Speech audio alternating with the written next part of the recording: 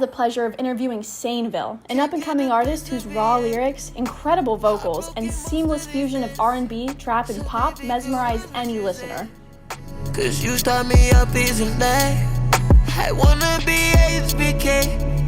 I wanna be HBK. Is there a trademark element of your sound? Like, what is it and why is it important to you? Yeah, I think the key element to my sound is delivery. I think for me, the most important part of music to me, with the people that I love, that I've been a fan of, because I don't want to make it seem like it is the most important.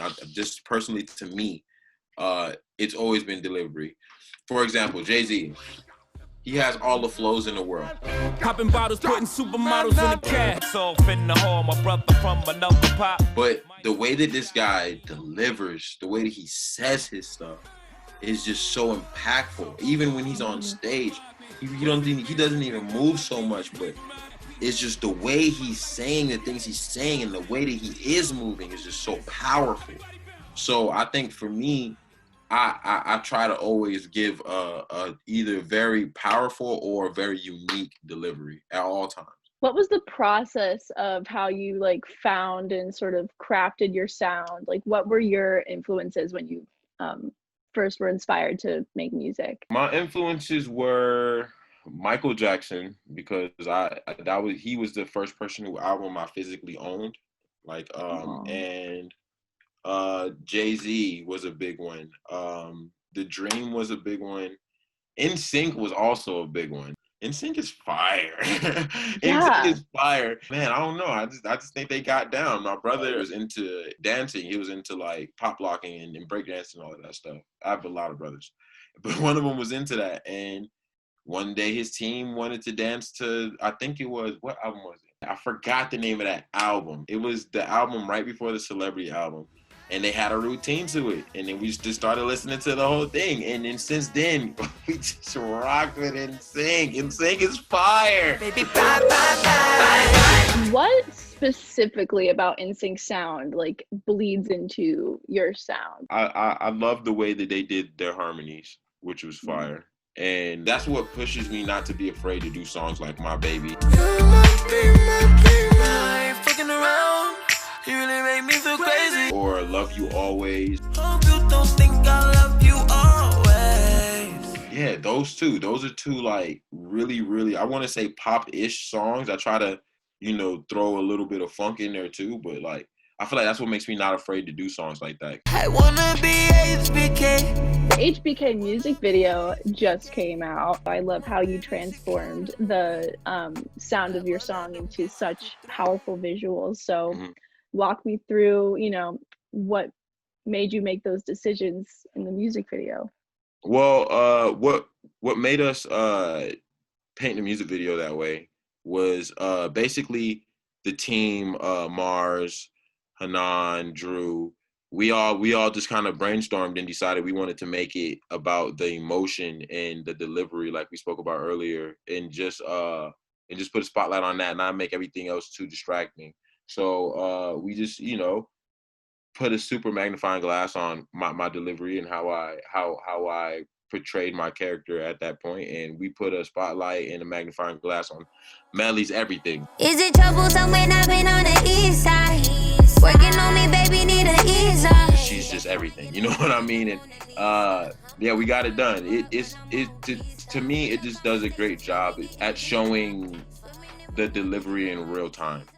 Give me sort of a general introduction to what HBK is. The idea behind HBK, or the feel of HBK, basically comes from, it's a metaphor, right? So HBK, to all my wrestling fans, is a wrestler, Shawn Michaels. He goes by HBK, which stands for Heartbreak Kid. This guy is the most machoest man ever. In his theme music, he speaks about being a sexy boy and how all the girls want him. He has all the money, blah, blah, blah.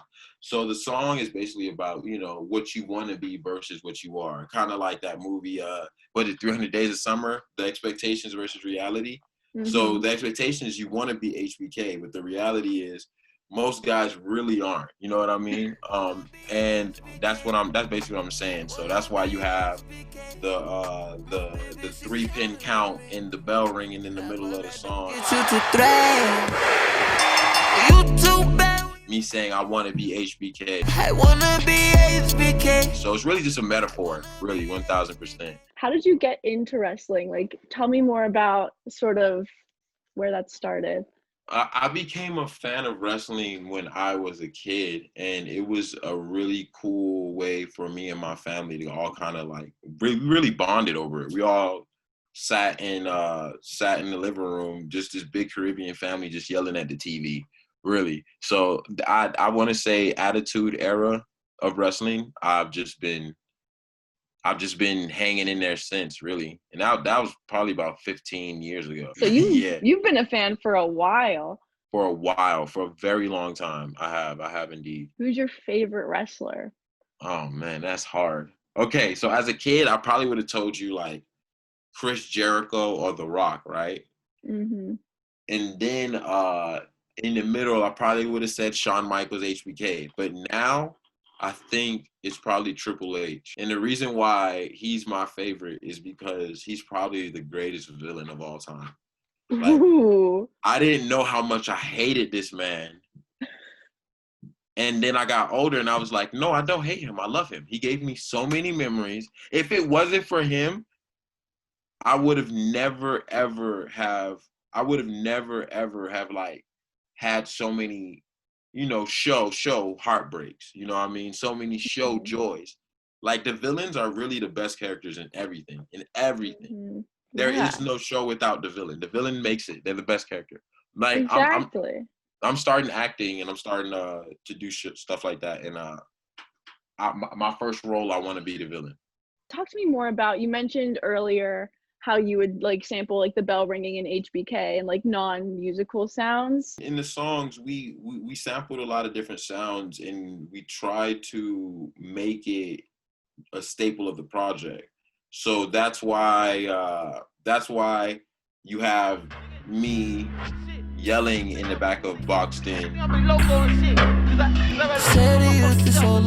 Basically, and we tried to take different sounds and have those sounds be a part of the story in the middle of tracks rather than doing it as skits. You know what I mean? We still did some very small skits that are highly skippable, in my opinion, because not every time you play an album back, you want to listen to skits. Not every time I listen to Good Kid, Mad City, I want to listen to the skits too. You know what I mean? So we just kind of put it all in places to like help move the story along. So Boxed In, in between Tired and Tom Brady. Y'all got out the word in the motherfucking condition. We gonna do what the fuck we want. You know what I mean? Just something different, but I think that's probably just for this project. And the next project, we're probably gonna think of a couple of other things to like reuse and keep as staples. I feel like that's like the easiest way to keep a project cohesive. I love how you use samples of non-musical things. I think it adds so much texture and like it just adds to the feel of the song. It makes it more dynamic. Right. I like to call them like drivers in a sense, like, but like for the next project, we made a list of things and we call them drivers of just different ways to like drive the project, but at the same time keep it cohesive. So a driver could be really whatever you want it to be. So if I said, hey, on this project, so let's say we named the project Water, right? Yeah. On the project Water, we're gonna use a lot of saxes. So sax is gonna be one of our drivers. Then we're gonna use bottle clinking noises. That's one of our drivers. We could use voicemails as like little pieces of, you know what I mean? So it's whatever you really want it to be. So for example, one of the weird drivers we have for the next project is I wanted saxophone. Yeah, I guess that's one of them. I wanted sax in a couple of a Kenny G style type of, you know what I mean? Sax in a couple of songs, probably not in the song, but just probably at the end of certain songs, you're like, just to set a mood before a song. So That's interesting that you chose saxophone as like a recurring thing. Yeah, love saxes. Awesome. How could you not? Like, they're amazing. One of my biggest regrets is not learning saxophone in middle school band. What? But what All do the you cool do? kids played saxophone. I played the flute. You played the flute? Yeah, I Flute was is literally lit the only though. one. The flute is lit. It's hard though, because you have to like go like this. Yeah, takes a Oh, lot of arm you strength. played the side joint. The side Oh joint. yeah, big time. Oh. Yeah, twinkle twinkle little star all day. Tell me more about your upcoming project. Okay, so it's called There Are Goblins. So a goblin is a term that we kind of want to coin, not like the regular what's a goon to a goblin type of thing. It's more of like those people who trade a real interaction for clout. So it's just a project about being surrounded by them and like monophobia and like just things like that. It's a lot of things like rolled up into one, but you follow a wolf man on his journey to getting better mentally. When is it coming out? I want to aim for January, but it's looking like February. Soon. Yeah. That's awesome. Yeah, I mean, we're not letting up. So basically, after this video, people are gonna be getting a lot more work, a lot more music. Yeah, it's that time. Nice, yeah. Grind season, baby. You heard? Yo, it's Sainvil. I was kicking it with my homie Devin. You can find me on any platform at By Sainvil. Let's kick it. Let's get busy. Let's have a good time.